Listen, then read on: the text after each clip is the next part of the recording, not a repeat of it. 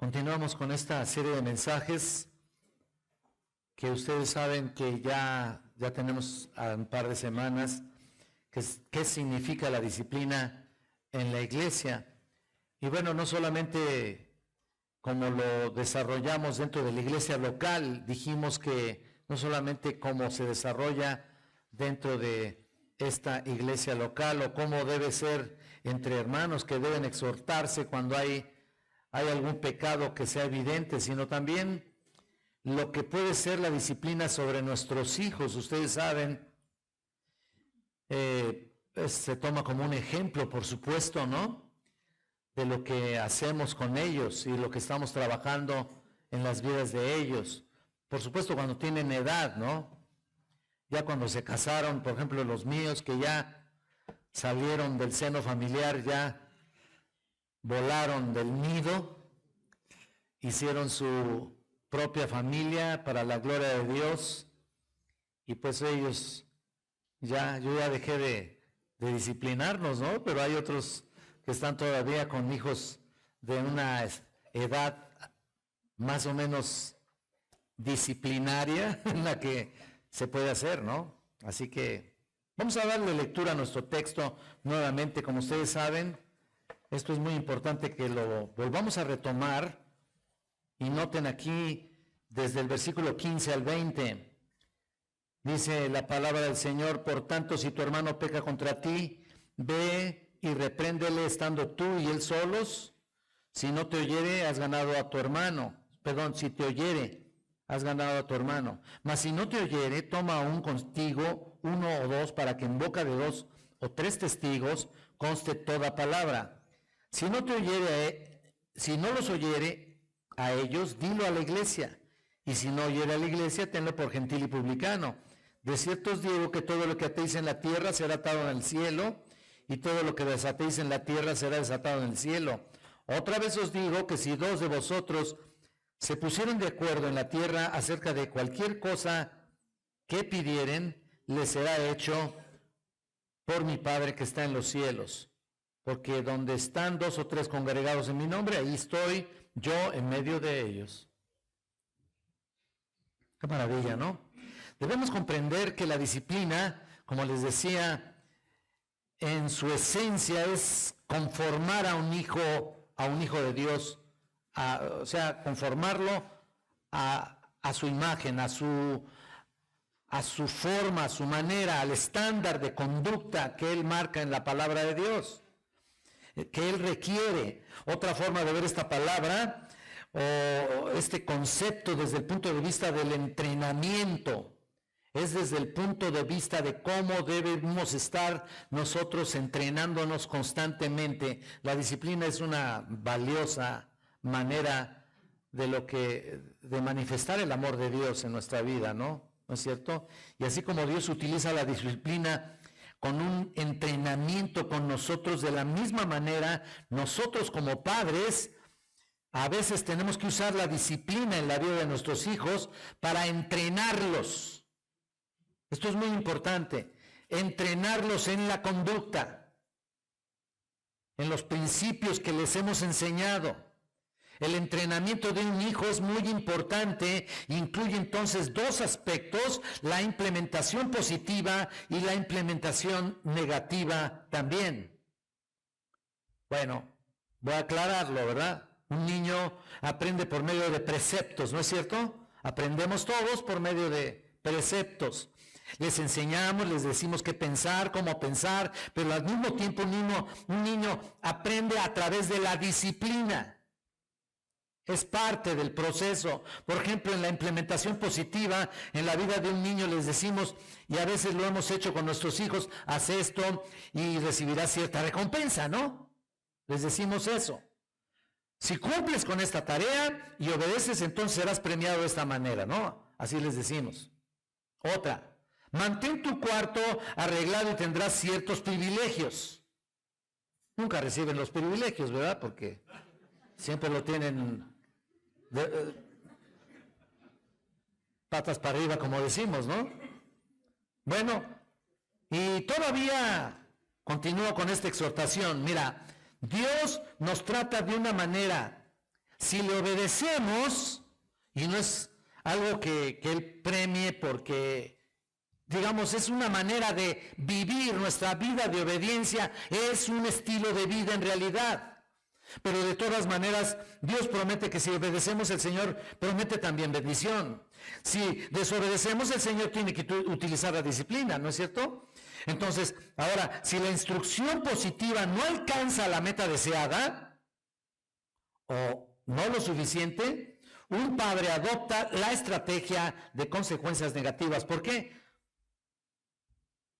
¿Porque se quiere vengar de su hijo desobediente? Pues no, ¿verdad? Claro que no. Porque le ama y por lo tanto desea que ese hijo se comporte de acuerdo a lo que Dios tiene establecido en su palabra, de acuerdo a lo que el Padre le ha enseñado en primer lugar, o sea, directamente hacia nosotros, como responsables hacia ellos, ¿no? Y por supuesto, lo que Dios le ha enseñado. Dios hace lo mismo con nosotros los adultos, por supuesto. Dios nos dice en la Biblia claramente, al que ama, ¿qué? Disciplina. Y no solamente disciplina, sino que usa una palabra ahí muy fuerte. Recuerden ustedes que dice, el autor de Hebreos dice que azota a todo aquel que recibe por hijo, ¿no? Entonces es una palabra fuerte. En Mateo 18 el Señor nos enseña aquí claramente cómo la iglesia debe implementar la disciplina dentro de la congregación. La iglesia en general ha sido negligente en no implementarla. Esa es la verdad. Para con los suyos, y ha perdido un elemento indispensable en el entrenamiento de sus vidas, en su formación estratégica que Él ha implementado para con los suyos por medio de la disciplina. Cuando los cristianos pecan abiertamente, escuchen esto es vital, es indispensable que lo entendamos. Cuando los cristianos pecan abiertamente, Jesucristo nos enseña que la iglesia tiene la responsabilidad, escuchen, no es una opción, no es negociable, es la responsabilidad de la iglesia de alinear a estas personas con los estándares de conducta que Dios ha establecido en su palabra. De esa manera, miren, aquí tengo una nota de Jonathan Edwards, predicó en 1700, que decía lo siguiente: si toleráis la impiedad en medio vuestro, deshonráis en gran manera a Dios, a nuestro Señor Jesucristo, a la religión que profesáis, a la iglesia en general y a vosotros en particular. Así como los miembros de la iglesia que practican la impiedad traen deshonra al cuerpo entero, oigan esto, de la misma manera, si lo hacen aquellos que toleran el pecado en ellos,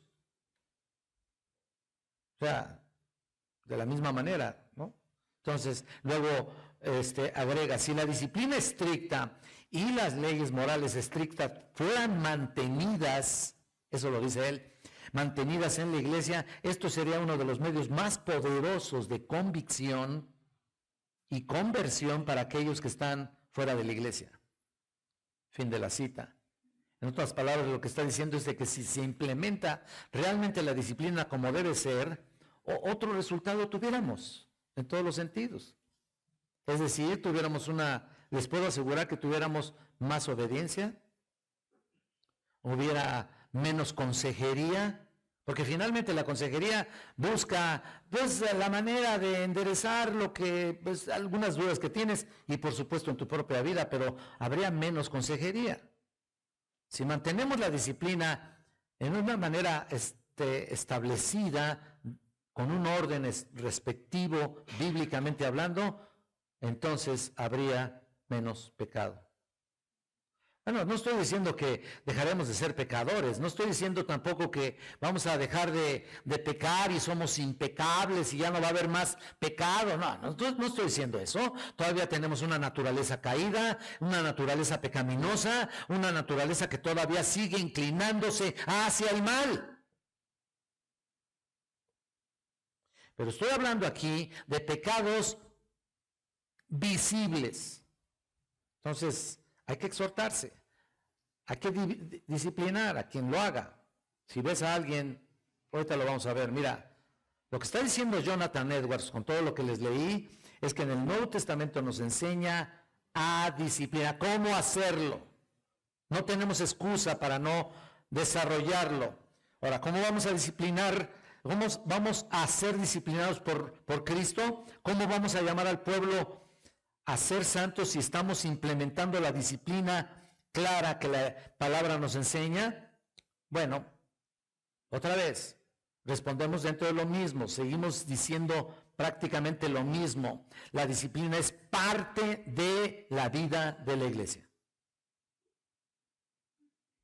Y es una obligación ponerla en la práctica. ¿Sabían eso? Entonces, ya les dije que no es opcional, pero a través de los siglos, a través de las edades, la iglesia se ha hecho difícil tomar en serio esta exhortación. Se le ha hecho pesado. Bueno, hay que hacerlo. La última vez comenzamos a observar los elementos, ¿se acuerdan? De la disciplina que emanan del texto que estábamos leyendo aquí, y dijimos en primer lugar, ¿dónde sería el sitio o el lugar de la disciplina? Bueno, es en la iglesia, número 1. ¿Se acuerdan? Es decir, aquí es la iglesia, la asamblea de los redimidos, la asamblea de los santos es el lugar. Los hijos de Dios, los santos. También hablamos del propósito de la disciplina, que es en realidad la restauración del caído, no para desecharlo de ninguna manera.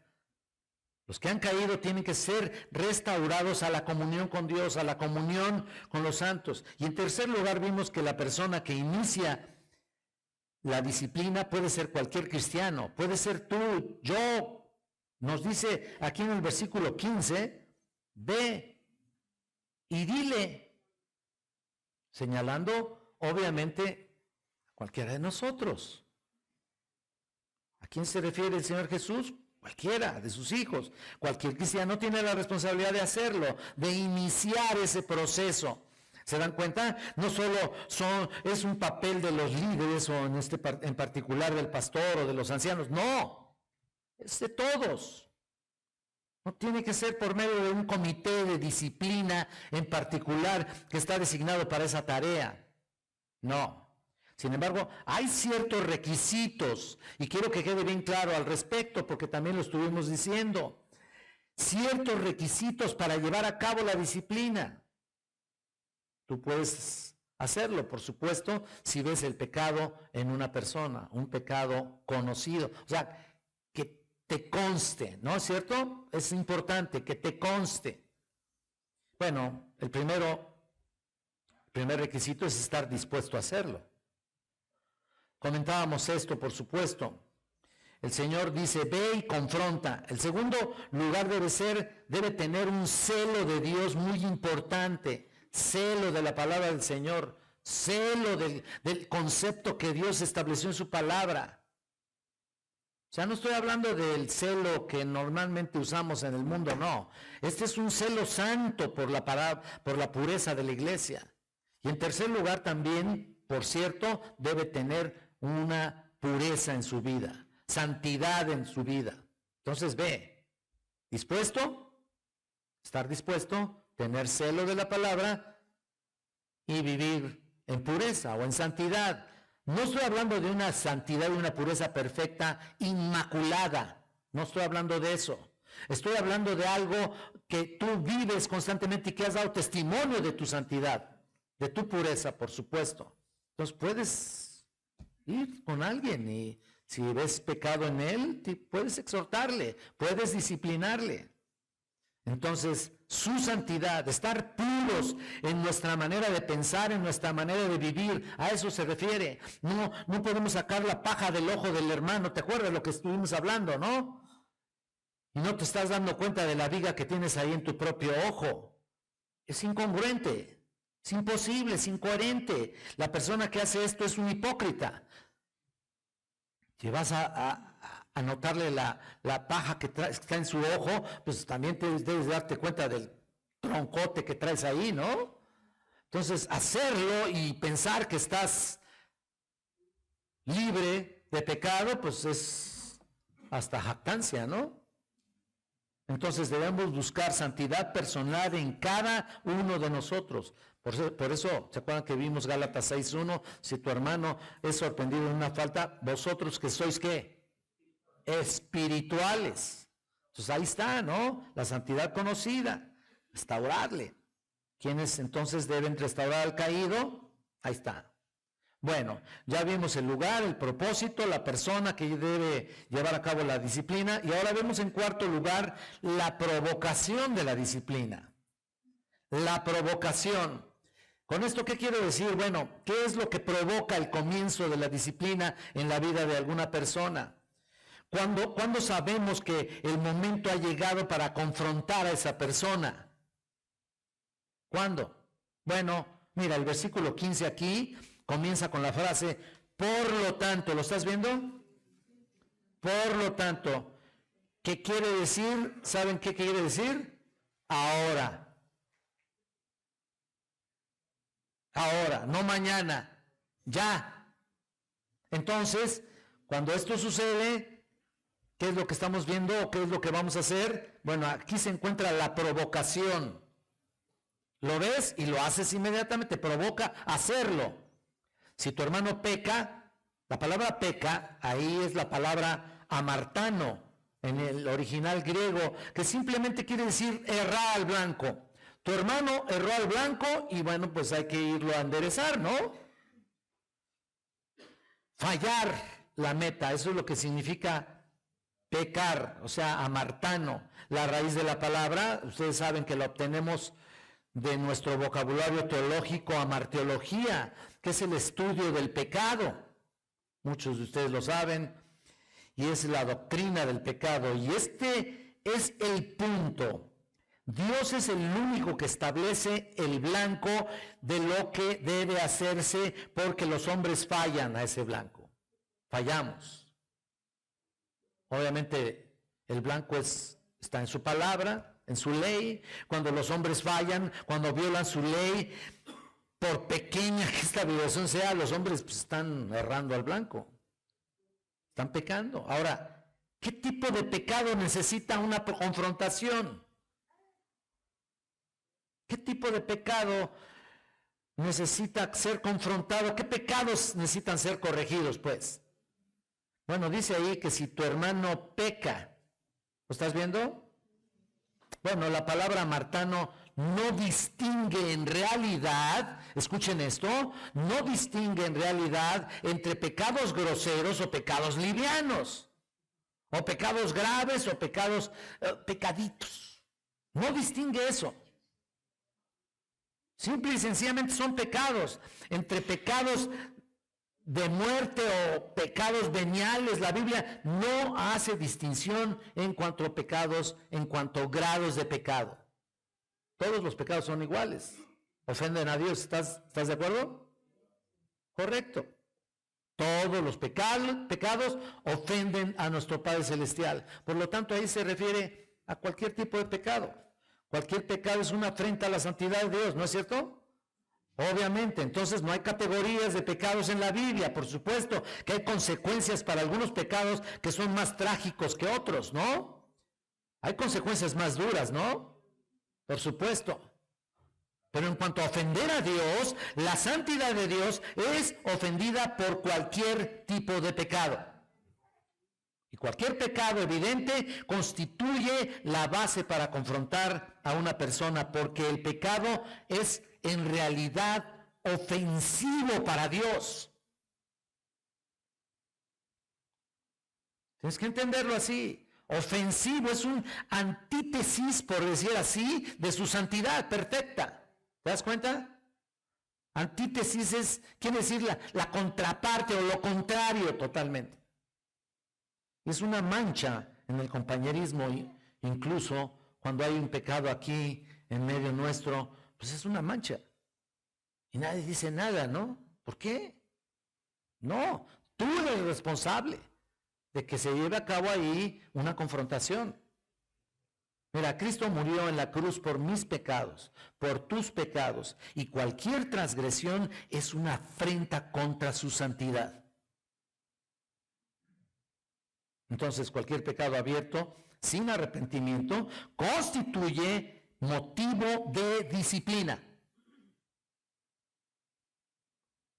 Puede que alguien esté pensando, pues yo creí que la disciplina se aplicaba solamente a los pecados fuertes como adulterio, fornicación, robo, crimen. Pues no. Lo siento mucho decepcionarte. Eso no lo enseña la Biblia. Definitivamente que no. Fíjense, una ilustración muy clara, por ejemplo, de esto es en 2 de Tesalonicenses, capítulo 3, donde encontramos aquí que Pablo está aplicando la disciplina a un pecado que tal vez para unos no era tan fuerte. Vayan por favor allá, 2 de Tesalonicenses, en el capítulo 3. Vean, versículo 6.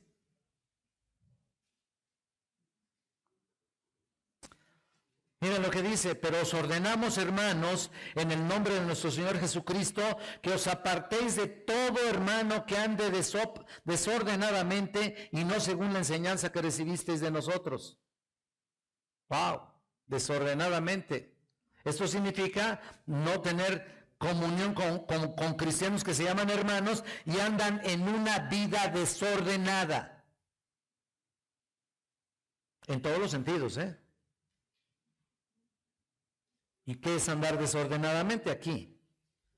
Bueno, en este sentido hay que saber a qué se refiere, o sea, ¿qué es?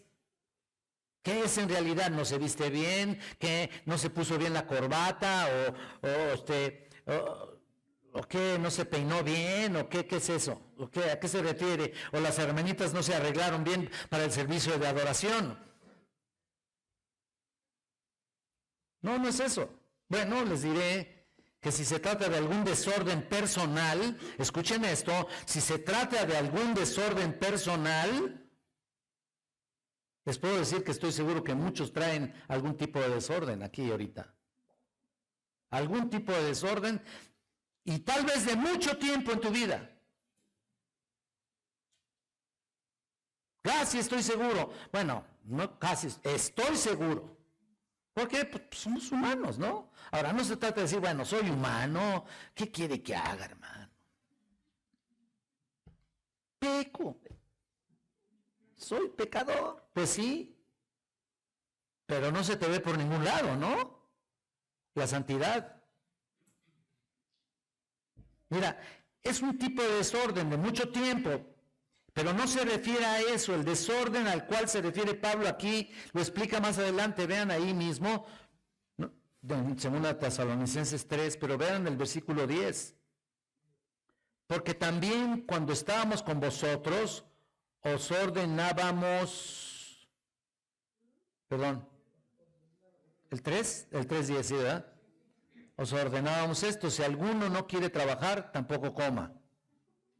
Porque oímos que algunos de ustedes, algunos de entre vosotros andan desordenadamente, no trabajando en nada, sino entremetiéndose en lo ajeno. Ahí está un desorden, ¿no es cierto? Noten eso, hay varias cosas ahí. Específicamente señala a esos que no trabajan en nada, que andan ahí, andan entremetiéndose en lo ajeno, como dice en 1 de Timoteo 5:3, dice que son las mujeres ahí, son ociosas ahí algunas, que andan de casa en casa. ¿Se acuerdan lo que dice ahí, no? Tremendo, ¿no? Definitivamente el hecho es pero aquí en realidad el punto, lo que dicen Tesalonicenses, es de que no trabajan, no están trabajando, son ociosos, probablemente buscan la manera de sacar ventaja de alguien más. Perdón si piso callos, pero tendré que hacerlo, ¿no? En realidad ese es un punto que está muy claro aquí en la Escritura, y perdóname, pero eso, tú puedes decir, ay, eso no es de tanto pecado, pues no me dan trabajo. Pues sí, pero la quieres de gerente, ¿no? A lo mejor hasta miren, sucede algo muy chistoso, ¿no? Hay personas que luego, pues, quieren trabajar en lo que estudiaron, ¿no? no quieren ahí ensuciarse las uñas o yo no sé qué. Hay que entrarle a todo. Mira, cuando se tiene necesidad de qué,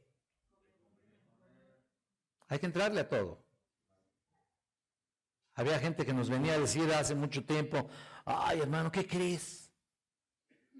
No tengo trabajo. Ya querían que los sostuviera la iglesia, ¿eh?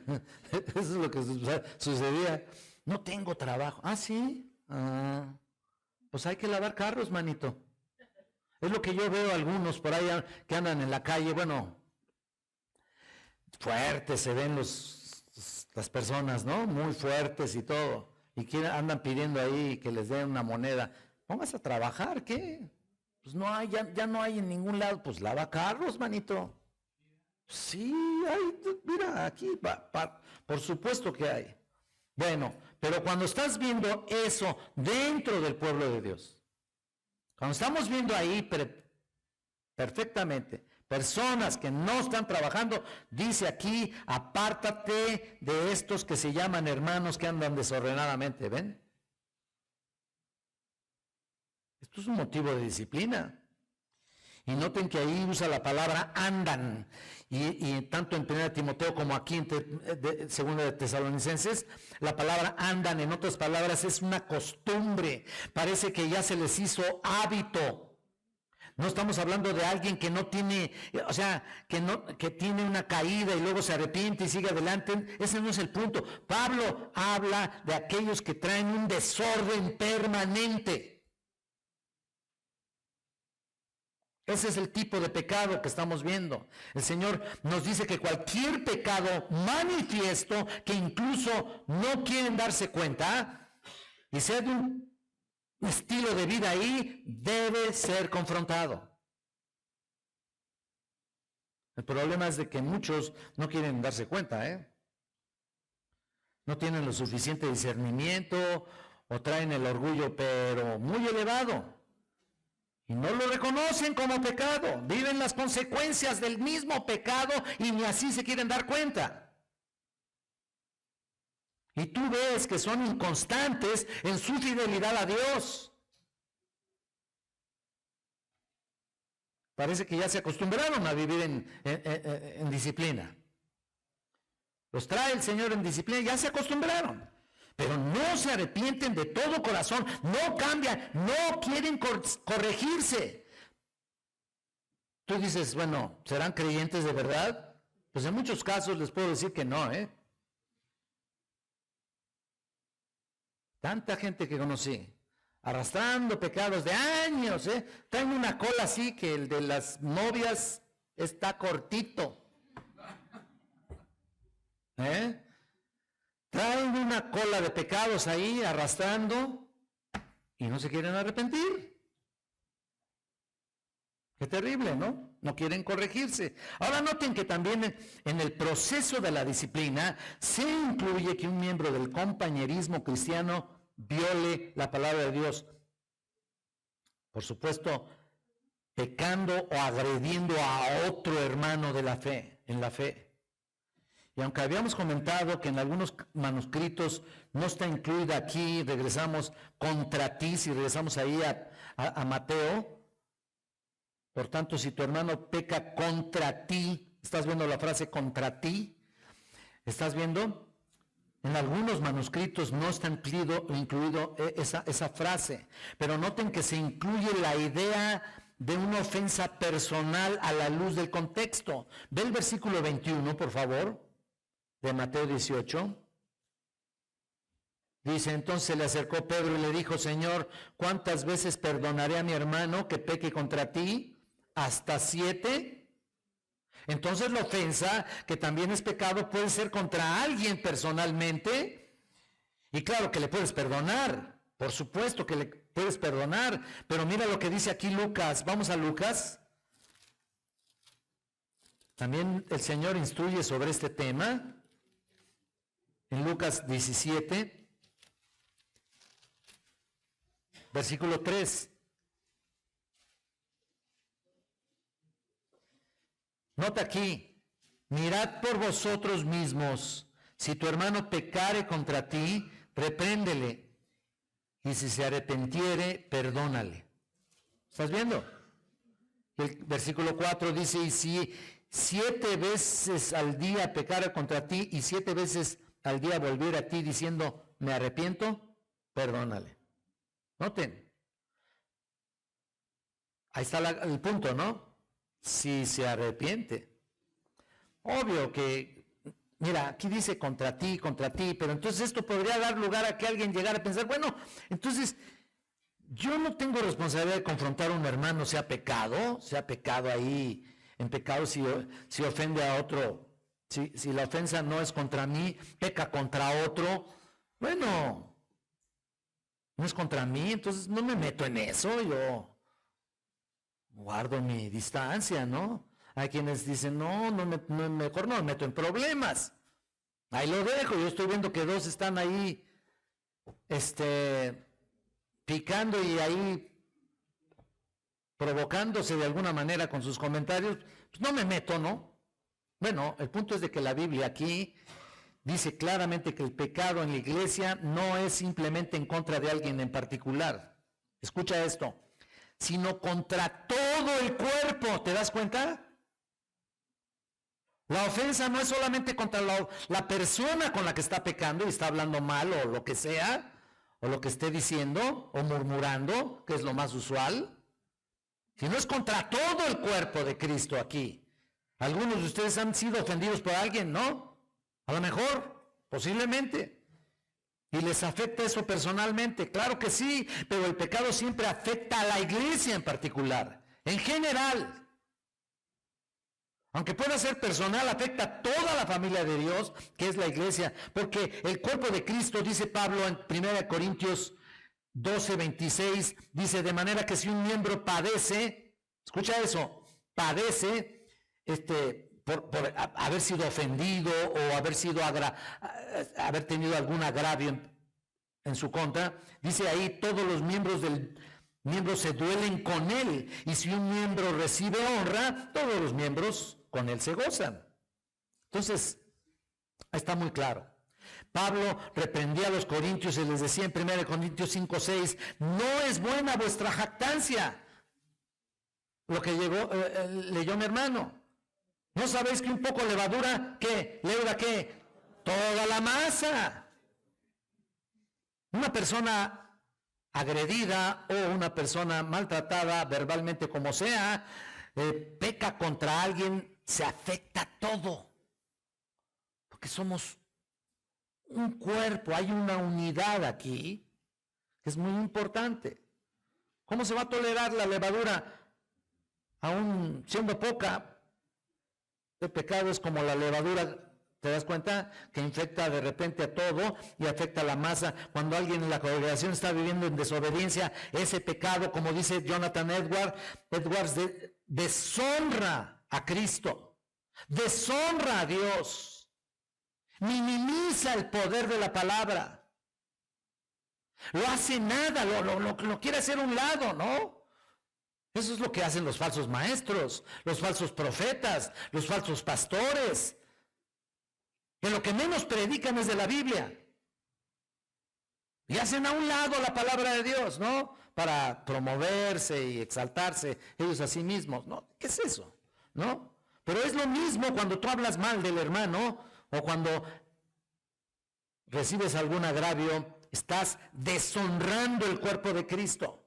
Entonces cualquiera de nosotros, si conocemos a alguien que está viviendo en pecado así, de esa manera, sea directamente o en contra de otro o en contra nuestra, cada cristiano es responsable de confrontarlo. ¿Te das cuenta? Cada cristiano. No podemos salirnos de esa responsabilidad y decir, pues es un asunto de él. Te metes y sales peor. ¿Y qué? ¿Vas a decir que acaso soy guarda de mi hermano, como decía Caín? Pues sí, fíjate. Si eres guarda de tu hermano.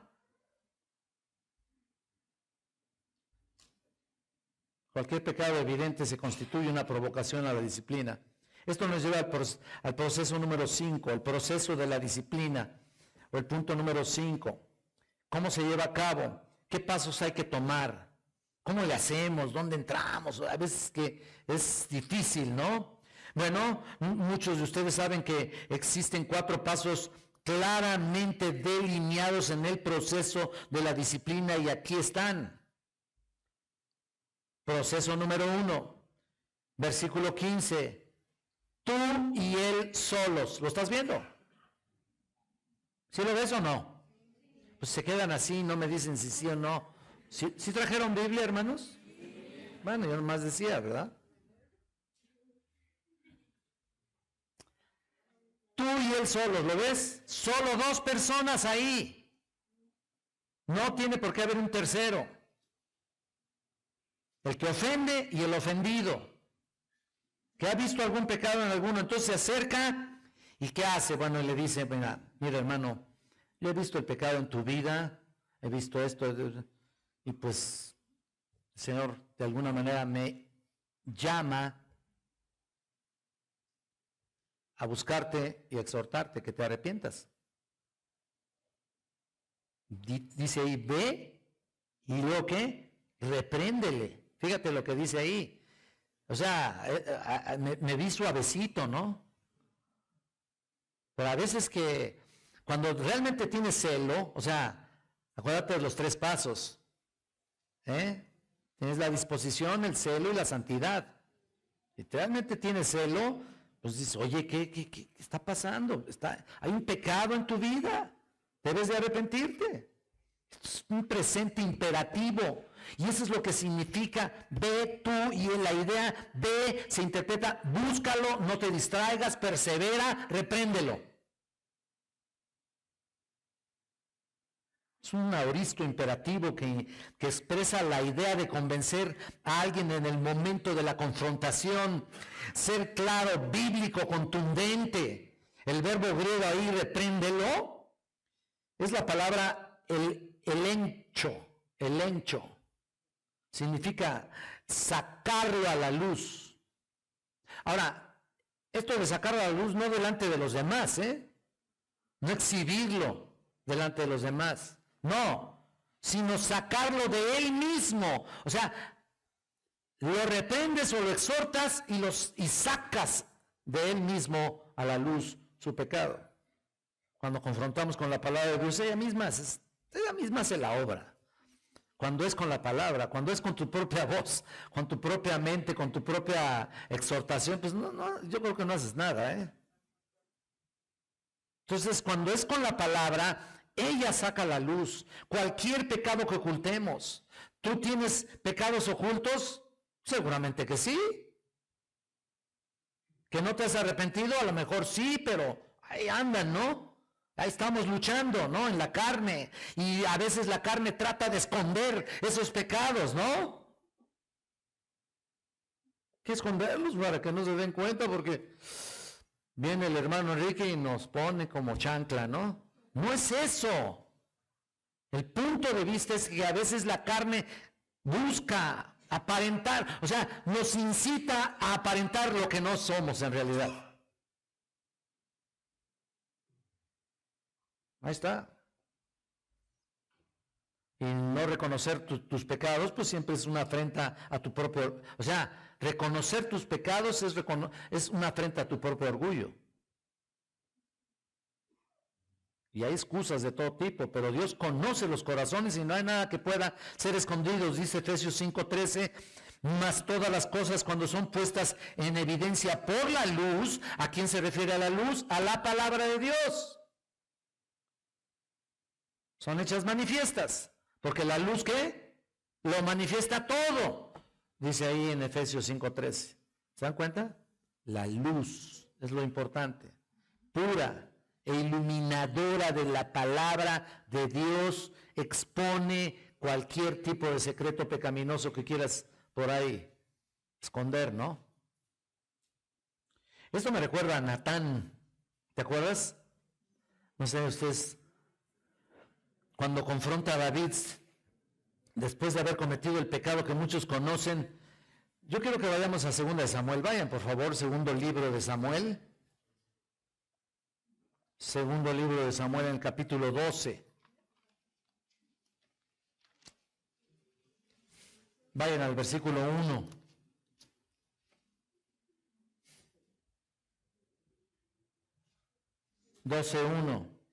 Dice, Jehová envió a Natán a David, y viniendo a él le dijo, había dos hombres en la ciudad, el uno rico y el otro pobre. ¿Lo estás viendo? ¿Estás conmigo? Bueno, miren cómo lo confronta, versículo 2. El rico tenía numerosas ovejas y vacas, pero el pobre no tenía más que una sola corderita que él había comprado y criado y que había crecido con él y con sus hijos juntamente, comiendo de su bocado y bebiendo de su vaso y durmiendo en su seno, y la tenía como una hija. Y vino uno de camino al hombre rico, y éste no quiso tomar de sus ovejas y de sus vacas para guisar para el caminante que había venido a él, sino que tomó la oveja de aquel hombre pobre y la preparó para aquel que había venido a él. Tremendo, ¿no? Miren la reacción de David, versículo 5. Entonces se encendió el furor de David en gran manera contra aquel hombre y dijo a Natán, vive Jehová, que el que tal hizo es digno de muerte. Y debe pagar la cordera con 4 tantos porque hizo tal cosa y no tuvo misericordia. David, o sea, tenía David un sentido de justicia, ¿no es cierto? Y mira lo que le dice Natán en el versículo 7. Entonces dijo Natán a David, tú eres aquel hombre. Así ha dicho Jehová, Dios de Israel, yo te ungí por rey de Israel y te libré de la mano de Saúl. Mira, David, ¿para qué te haces, no? Tú eres. Imagínate el impacto, eso es exponerlo a la luz, eso es sacarlo a la luz, eso es confrontarle y no darle vueltas al asunto, ¿no? Mira lo que dice el versículo 9. ¿Por qué pues tuviste en poco la palabra de Jehová, haciendo lo malo delante de sus ojos? A Urías Eteo heriste a espada. Bueno, hasta ahí, ¿no? Este es un hombre que había sido conforme al corazón de Dios. Un hombre conforme al corazón de Dios, un siervo santo, uno que amaba a Dios, un siervo que en un momento de su vida fue infectado por el pecado aquí. Y lo dejó pasar. Él de ahí lo quiso, ahí sí su carne lo escondió, ¿no? Lo camuflajeó ahí queriendo hacerlo. No se arrepintió hasta que fue confrontado. Tenía que ser así, tenía que ser así. Dios mismo mandó a Natán para hacerlo. Una persona espiritual, como dice en Gálatas 6:1, es una persona que debe hacerlo así. Y es una ilustración perfecta de la confrontación de Mateo 18. De hecho, si vas al versículo, si te oyere, estamos en la primera todavía, si te oyere, has ganado a tu hermano, dice el versículo 15 de Mateo 18. Al final, si te oyere, David escuchó y se arrepintió y fue restaurado. Mira, yo quiero que vayan al Salmo 51 para que nos demos cuenta precisamente de su arrepentimiento aquí.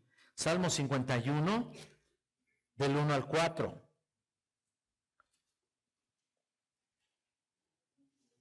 Dice, ten piedad de mí, oh Dios, conforme a tu misericordia, conforme a la multitud de tus piedades, borra mis rebeliones. ¿Lo estás viendo? Qué tremendo, ¿no?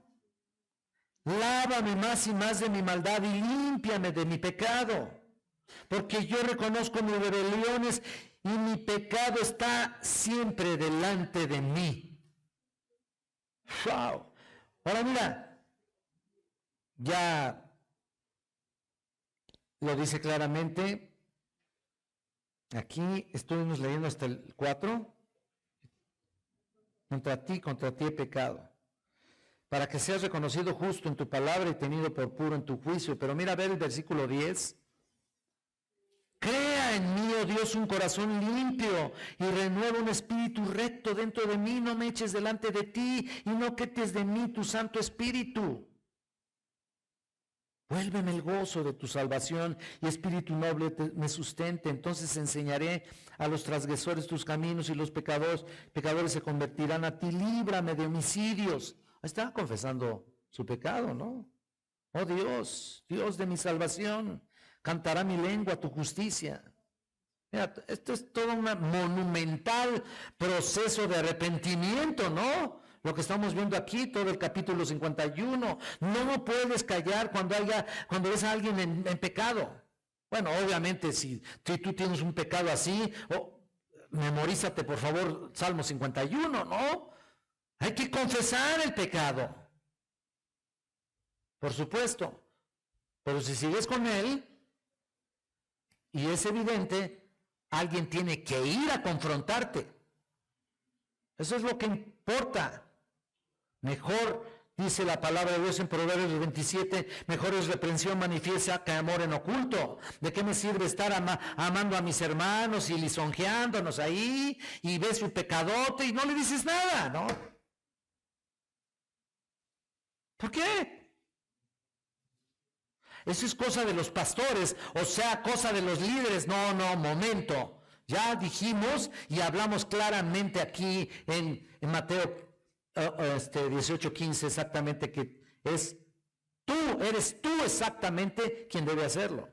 No puedes decir que amas a los hermanos y los dejas ahí con su pecado. Yo sé que no es fácil, pero hay quienes prefieren la paz a costa de lo que sea, ¿no?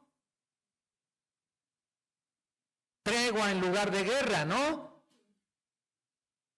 ¿Por qué tiene que ser así? No puedes estar así. ¿Eso no es amor? Natán y David eran muy cercanos, eran personas íntimas, pero había que decir la verdad antes de transigir con ella. Hay quienes prefieren adulaciones, los hacen sentir cómodos, ¿no? Por eso es odiar a los hermanos. Cuando sabes que hay un pecado en su vida. Pablo enfrentó a Pedro mismo, a ese grado. Vamos a Gálatas, por favor. Mira, en Gálatas, aquí parece que no, pero ese gran apóstol, el queridísimo Pedro, también fue confrontado. No se le escapó al queridísimo Pablo. En el capítulo 2, por favor, versículo 11, del 11 al 14. Mira, dice aquí, pero cuando Pedro vino a Antioquía, le resistí cara a cara, porque era de condenar. Mira más lo que está diciendo.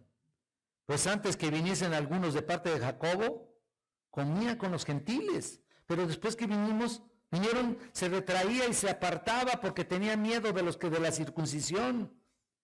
Y en la simulación, o sea, vaya que no, que debe de ser hipocresía, participaban también los otros judíos, de tal manera que aún Bernabé fue también arrastrado por la hipocresía de ellos. Pero cuando vi que no andaban rectamente conforme a la verdad del Evangelio, dije a Pedro delante de todos, si tú, siendo judío, vives como los gentiles y no como judíos, ¿por qué obligas a los gentiles a judaizar? ¡Wow!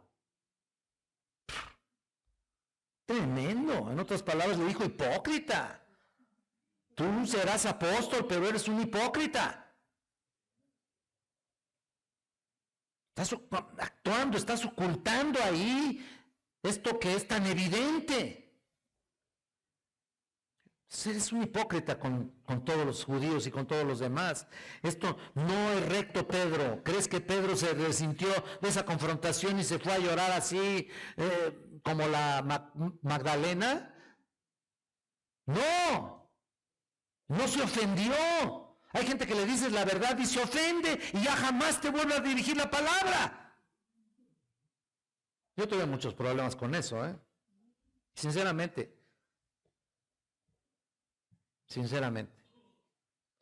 Y a quien puedo le digo.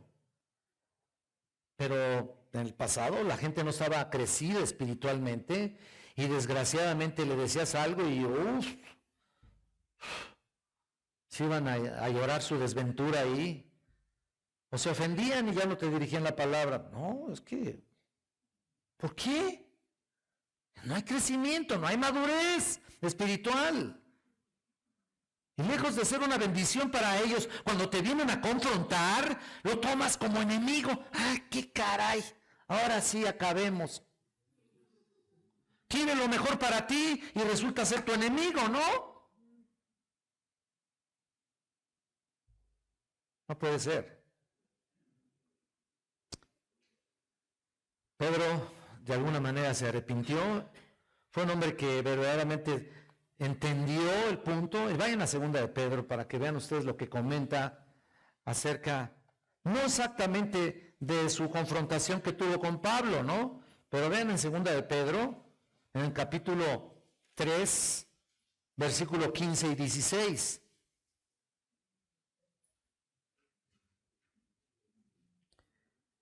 15 y 17 dice: tened entendido que la paciencia de nuestro Señor es para salvación, como también nuestro amado hermano Pablo, según la sabiduría que le ha sido dada, os ha escrito casi en todas las epístolas, hablando en ellas de estas cosas, entre los cuales hay algunas difíciles de entender y las cuales los indoctos e inconstantes tuercen, como también las otras escrituras, para su propia perdición. Mira, aquí está aseverando realmente que la palabra de Dios, o sea, la escritura que hizo Pablo, eran parte de las escrituras. Dice versículo 17, así que vosotros, oh amados, sabiéndolo de antemano, guardaos, no sea que arrastrados por el error de los inicuos, caigáis de vuestra firmeza.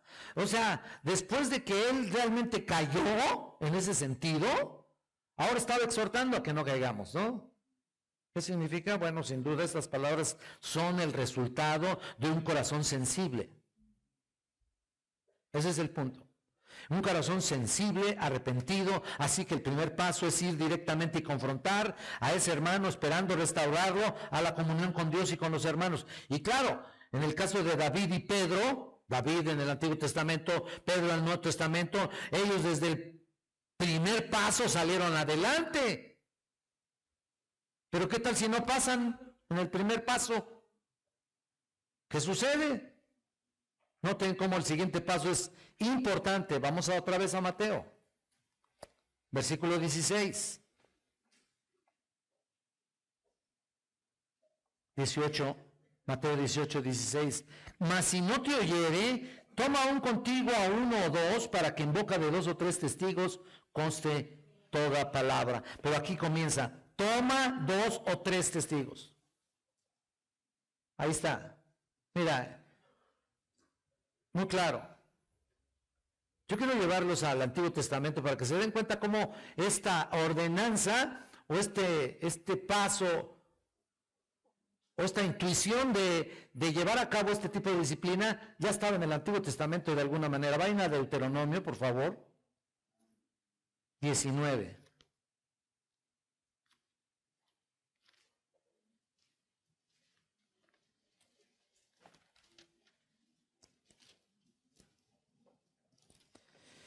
Vean en el versículo 15, por favor. Deuteronomio 19, 15. Mira, no se tomará en cuenta a un solo testigo contra ninguno en cualquier delito ni en cualquier pecado en relación con cualquier ofensa cometida. Solo por el testimonio de 2 o 3 testigos se mantendrá la acusación. ¿Lo ves? 2 o 3. Para que esté más segurita, ¿o no?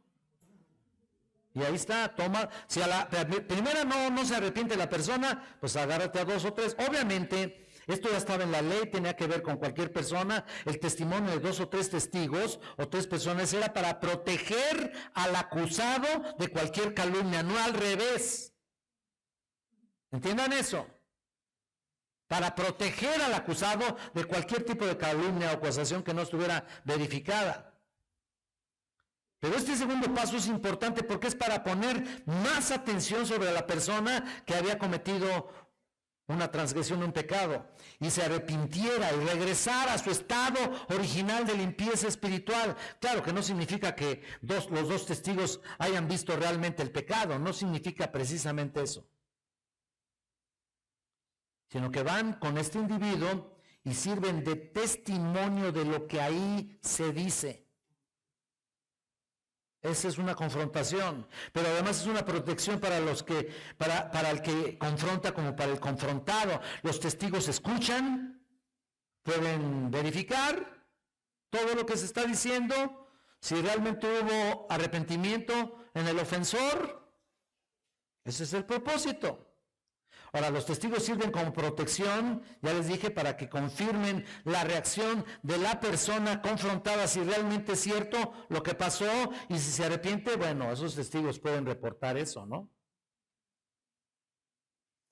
Y este segundo paso se recomienda, escuchen esto, que sea con 2 líderes de la iglesia, porque es más delicado, ¿se dan cuenta? Es más difícil. No te puedes traer a un testigo así, a tu cuate, ¿no? Perdón que lo diga, pero en ese sentido también como hermanos tenemos a los cuatachos, ¿no? A los que nos festejan nuestros chistes, ¿no? ¿No es cierto? Tienes con el que te llevas mejor. No debería ser, ¿verdad? Pero así hay gente que se lleva mejor con unos que con otros. ¿Por qué? No lo sé, todavía no lo entiendo. Pero no es con cualquiera. Tiene que ser con un líder, con un hombre de Dios, con 2 hombres de Dios. Eso es muy importante. Ahí no dice exactamente que sean 2 líderes, toma 2 como testigos, pero como el caso se hace más difícil y más delicado, tiene que ser con alguien más maduro. ¿No es cierto? Bueno. Y entonces, ¿qué pasa si no se arrepiente? Vamos al tercer paso, por favor. Vamos al versículo 17. Si no los oyere a ellos, dilo a la iglesia, dice ahí. ¿Lo estás viendo? Hasta ahí.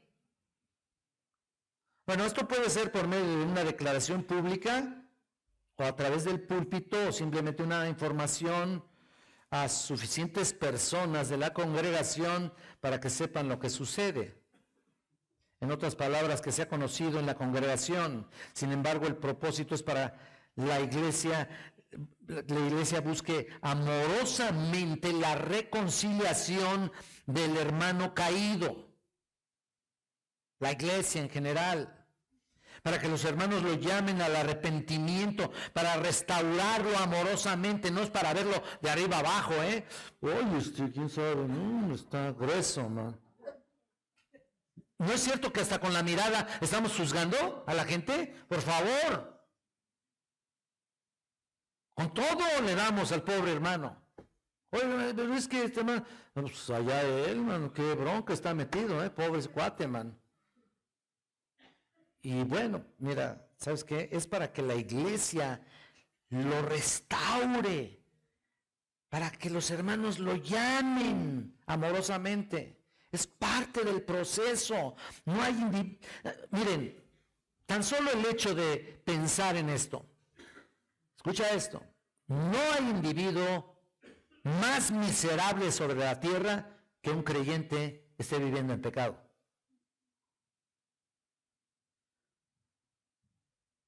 ¿Me entienden? Es de lo peor. Es lo peor así. Lo peor. Vamos al Salmo 32, por favor. Miren, vean esto.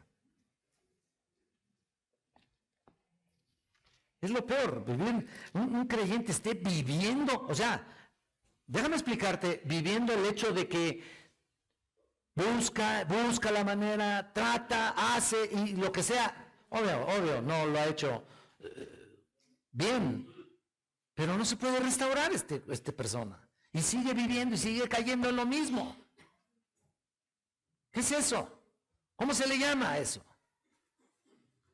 No puede ser posible. Salmo 32, versículos 3 y 4.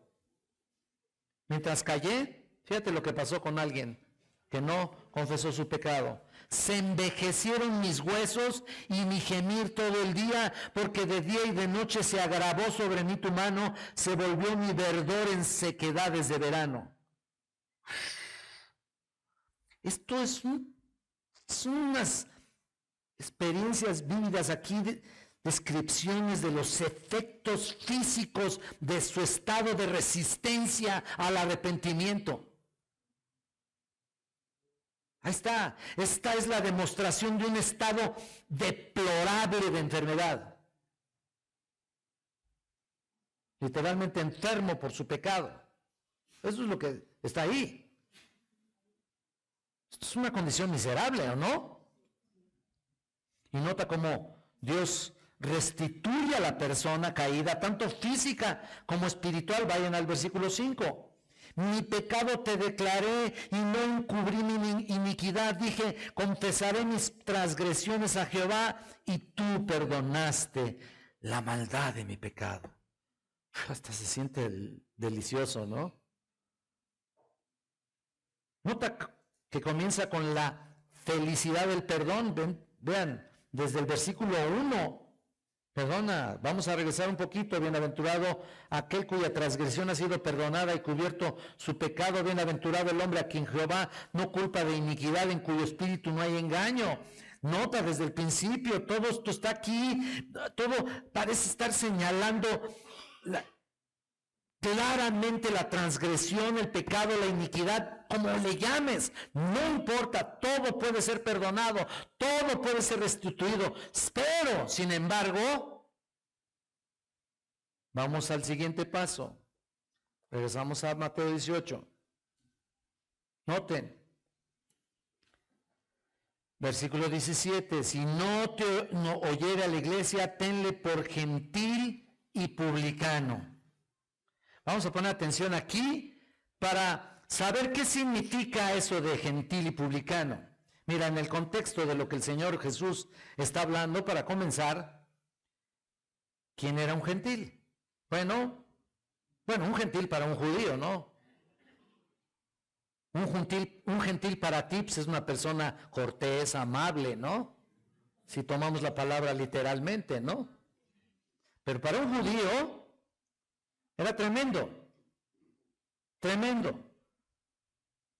Uno, en primer lugar, era uno que se encontraba fuera de las promesas de Dios para la nación del pacto de Israel. Estaba fuera de las promesas. Uno que era menospreciado por los judíos porque no estaba incluido en el pueblo escogido de Dios. 3, uno que no pertenecía y no se asociaba con la nación judía para nada. Entonces un gentil era una persona excluida de la nación del pacto. Y los judíos que escucharon eso, estaban ahí con Cristo ahí cuando Jesús estaba hablando así, entendían realmente eso. Lo asociaban perfectamente bien. Así que llamarle a alguien gentil era considerado extranjero a la comunidad del pueblo de Dios. Ahora, ¿qué es un publicano? Bueno, si ser gentil era un menosprecio y una afrenta para el pueblo judío o para un judío, ser publicano era peor. Peor. ¿Y quién era el publicano? Bueno, un publicano era un judío que se había vendido prácticamente al gobierno de Roma. Ese es el punto. Se había vendido para extorsionar incluso a su propio pueblo a través de los impuestos. Alguien que se había vendido a los romanos. Y eso para el judío era lo peor de lo peor.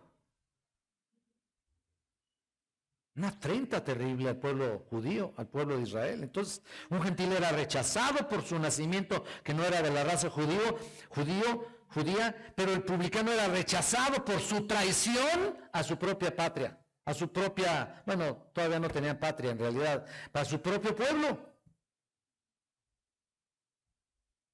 Ahora, ¿está enseñando Jesús que los gentiles y publicanos no tienen derecho a la salvación? ¿Está enseñando eso? ¿Son inferiores a los judíos que no merecen la salvación? Claro que no. Cristo murió, escuchen, para alcanzar a los pecadores de toda la nación, de todas las naciones. La muerte de Cristo, ya lo hemos comentado aquí cuando hablamos de la elección. La muerte de Cristo es suficiente para salvar, o la sangre es suficiente para salvar a todos toda la humanidad, a todos los pecadores, pero su muerte solamente es efectiva para los escogidos.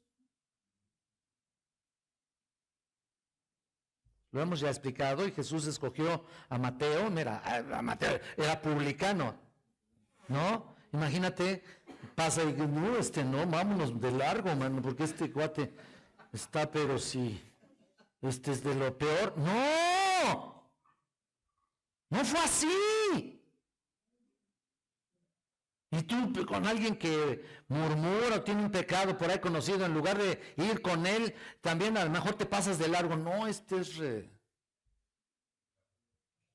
mentiroso, qué sé yo. No, mira, Jesús escogió a Mateo, el autor de este evangelio que estamos estudiando.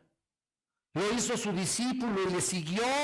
Y fue uno de los 12 apóstoles. ¡Qué maravilla! El Señor está enseñando que un pecador que no se arrepiente debe ser, o sea, simplemente en lo que estamos viendo, debe ser apartado de la comunión de la iglesia. En el hecho de ser gentil y publicano. ¿Por qué? Porque su presencia es nociva, es una influencia nociva para la iglesia. En otras palabras, es un mal ejemplo para la iglesia y debe ser expulsado de la iglesia.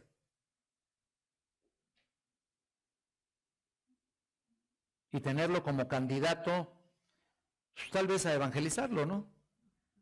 Como candidato. Tenle. No es precisamente, pero tenle así. Mira, el ejemplo está en 1 Corintios 5. ¿Te acuerdas otra vez lo que leyó el hermano Israel? La situación del individuo que estaba viviendo una relación sexual con su madrastra, un incesto ahí terrible, y nadie hacía nada. Nadie lo exhortaba. Y lo he repetido varias veces. Él no puso ahí, regañó al que estaba cometiendo tal acción. Él regañó a la iglesia, que no había hecho absolutamente nada para confrontar a esa persona, ni lo había sacado de la comunión. Está terrible. Los corintios, en lugar de confrontar, habían tolerado ese pecado. Pues mira, pues todos estamos iguales, todos aquí. Déjalo ahí, pues. ¿Para qué me meto en broncas? No, déjalo ahí. Y sacamos lo de Benito Juárez, ¿no? El respeto al derecho ajeno es la paz. Eso no queda aquí. Por muy grande que haya sido el presidente de Benito Juárez. No, esto no es así. Aquí incluso parecían estar orgullosos de ser tan magnánimes para con él. Bueno, tiene su debilidad, como todos. Mira, vamos a 1 Corintios. Ya hasta quiero volver a predicar aquí. Nos quedaremos hasta las 4, hermanos. ¿No está bien? ¿Está bien por ustedes? Conste, los exhortaré si no se quedan. 1 Corintios 5, mira, el 5, el 1 y el 2, de cierto se oye que hay entre vosotros fornicación y tal fornicación cual ni aún se nombra entre los gentiles, caray. Tanto que alguno tiene la mujer de su padre y vosotros estáis envanecidos. ¿No debieras más bien haberos lamentado para que fuese quitado de en medio de vosotros el que cometió tal acción? ¿Lo estás viendo? Mira, la Biblia de las Américas tiene una traducción un poquito distinta. En el versículo 2 dice, y os habéis vuelto arrogantes en lugar de haberos entristecido, para que el que de entre vosotros ha cometido tal acción fuera expulsado de en medio de vosotros.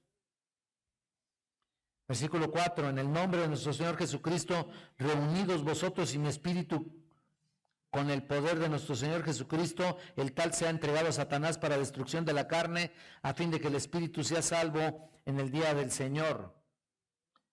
En otras palabras, sáquenlo de la congregación, de la comunión con los santos, no tengan comunión con este hombre, definitivamente entréguenlo ahí Satanás no está refiriéndose propiamente a la persona de Satanás, no, prácticamente al mundo. Obviamente Satanás es el rey, ¿no? Y dice ahí, para destrucción de la carne. Esto se refiere al escarmiento divino del pecado que pueda traer como resultado una enfermedad y hasta la muerte, ¿no? Mira el versículo 6, no es buena vuestra jactancia, ¿no sabéis que un poco de levadura leuda toda la masa? Ahí está. Eso es el mayor daño a la congregación. La levadura es dañina, ya que en las escrituras siempre se utiliza para representar esa influencia. ¿Te das cuenta? Ya sea buena o mala, pero en este caso es mala. Entonces, por lo tanto, no debe estar ahí. Aunque te duela, o sea, tu hermano, tu esposo, tu mamá, tu hijo, quien sea. Tiene que estar fuera. Es una mala influencia, ¿me entienden? Si tiene que expulsar a quien se debe de arrepentir, bueno, pues que se arrepienta. Y mira el versículo 9, dice, os he escrito por carta que no os juntéis con los fornicarios, no absolutamente con los fornicarios de este mundo. Aquí vienen los demás, o con los avaros, o con los ladrones, o con los idólatras, pues en tal caso sería necesario salir del mundo. Y mira, el versículo 11, más bien os escribí que no os juntáis con ninguno que llamándose hermano fuere fornicario, o avaro, o idólatro, o maldiciente, o borracho, o ladrón, con el tal ni aún comáis, llamándose hermanos. Mira, aquí dice al principio, os he escrito por carta en el 9. Hay una carta anterior a 1 Corintios, ¿sabían? Es una carta perdida. Y Pablo ya les había dicho que rompieran vínculos con toda persona inmoral. No debes ni siquiera comer con todos los que se dicen creyentes sin haber abandonado su patrón constante de vida pecaminosa. El acto de comer juntos es en realidad la aceptación de su vida de pecado. No se trata de que lo llames para comer juntos y ahí lo reprendas. No comas con él. Si lo vas a reprender y se lo vas a exhortar, exhórtalo en otra ocasión, pero no comas con él. Hay quienes luego llaman, ay, pues a ver si es mi hermano. No importa que sea tu hermano, tu hijo, tu mamá, tu esposo, no importa quién sea. ¿Se dice creyente? Sí. ¿Anda en pecado? Sí. No te juntes con él. Ahora escuchen esto. Pensando todavía en la expulsión de los que persisten en pecar, quiero aclarar que lo que buscamos todavía, incluso fuera de la comunión, es su arrepentimiento. Por supuesto, algún día será restaurado, ¿no? Por el momento pues es duro sacarlo de la iglesia, es difícil, pero si es creyente verdadero, va a regresar. Va a regresar, como en el caso mencionado del hombre que anduvo con la mujer de su padre. ¿Saben ustedes que regresó? Vamos a 2 Corintios, para que ustedes se den cuenta. Vean cómo regresó. En el capítulo 2, versículos 5 al 8. Mira lo que dice aquí. Está hablando de él, Versículo 5, pero si alguno me ha causado tristeza, no me la ha causado a mí solo, sino en cierto modo, por no exagerar, a todos vosotros. Ahí está la parte que afecta a toda la comunión y a toda la iglesia. Le baste a tal persona esta reprensión hecha por muchos. Así que, al contrario, vosotros más bien debéis perdonarle y consolarle para que no sea consumido de demasiada tristeza. Por lo cual os ruego que confirméis el amor para con él. Está hablando de él mismo.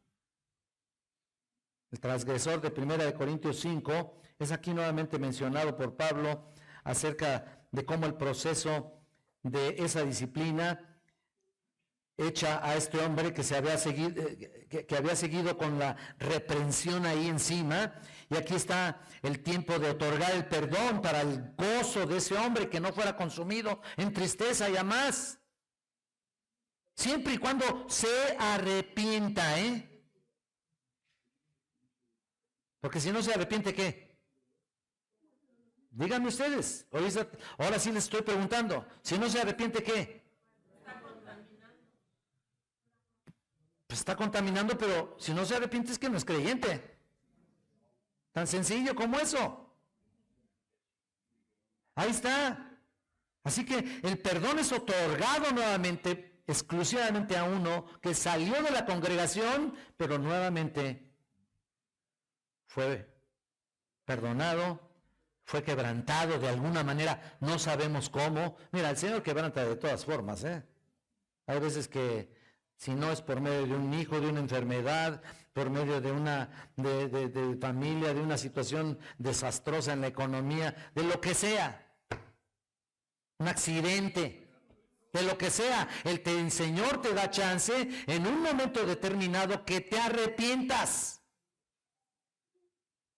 Si llegaras a estar fuera de la iglesia, espero que nadie de los que están aquí, espero que no.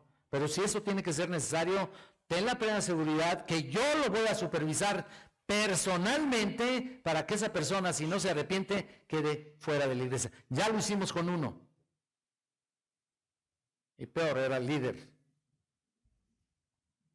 Y otro, que era maestro allá cuando estábamos allá en los cinemas del Ángel. También saqué uno, lo corrí inmediatamente. Vino después de 12 años, pero nomás de visita y después ya no supe. Y ahí está el punto.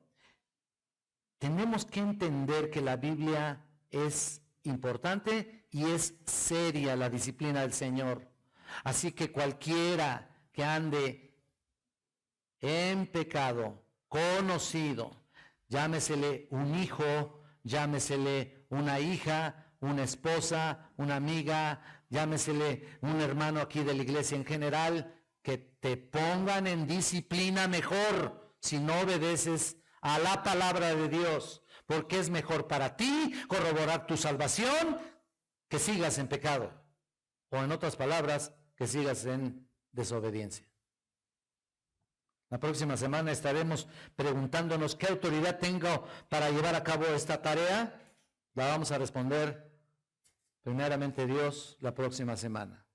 Vamos a inclinar nuestro rostro y vamos a despedirnos con una oración. Eterno Padre Celestial, gracias te damos, Señor. Ayúdanos otra vez a entenderte, a que nuestro corazón y nuestro espíritu queden satisfechos por lo que nos has dicho. Permítenos, Señor, tener un concepto perfectamente establecido en tu palabra para llevar a cabo lo que tú quieres en tu iglesia. Santo Dios, bendice a nuestros hermanos. Te pido que les ayudes y los tengas, Señor, con temor, ¿por qué no? Con temor, pero para que se lleve a cabo lo mejor, para que haya santidad, pureza en medio nuestro. Te pedimos que también nos lleves con bien a nuestros hogares, y todo esto te lo pido en el nombre glorioso de Jesucristo. Amén, Señor.